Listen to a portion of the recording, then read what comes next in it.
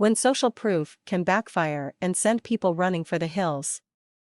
Social proof is an especially strong buzzword among internet marketing types. They throw it around like it's some kind of secret elixir that will have magical effects on your sales and conversion rates.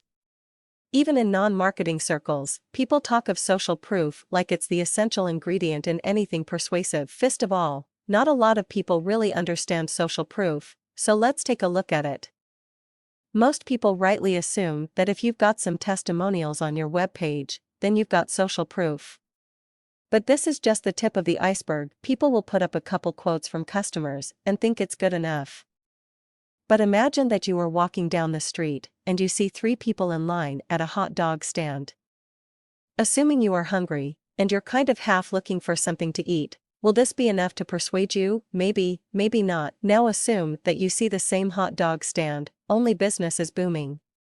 There's about 6 people working there, taking orders like mad, and about 30 people are lined up. Now you're talking. If you see this, and you are hungry and have got a couple bucks to spend, you'll likely get yourself a hot dog. This is even more likely if the people remind you of you. They look like you, dress like you, and even talk like you. So, obviously, every single sales page should have as many testimonials on there as possible, right? Not so fast. There's this little known thing called metaprograms.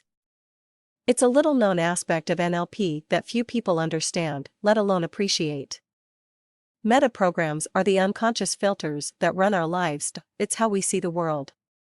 It's estimated that there are about 50 of these. In reality, though, there are only 5 or 6 that do the bulk of the heavy lifting, and one of these metaprograms determines how we choose things. Technically, it's called the internal-external convincing strategy.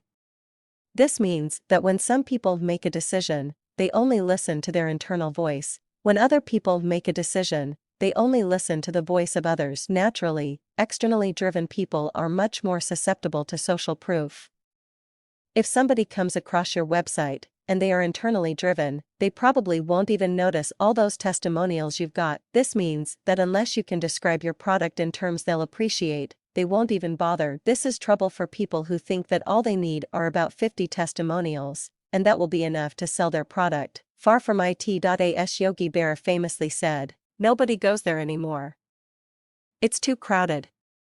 When some people go to the movies, or go to a restaurant, they'd much prefer it to be empty, so they can enjoy their meal or movie in peace. Other people prefer a packed house, so they can feel good about their decision.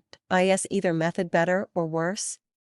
Of course not, but you'd better understand what motivates your customers, or else you won't be able to sell squat.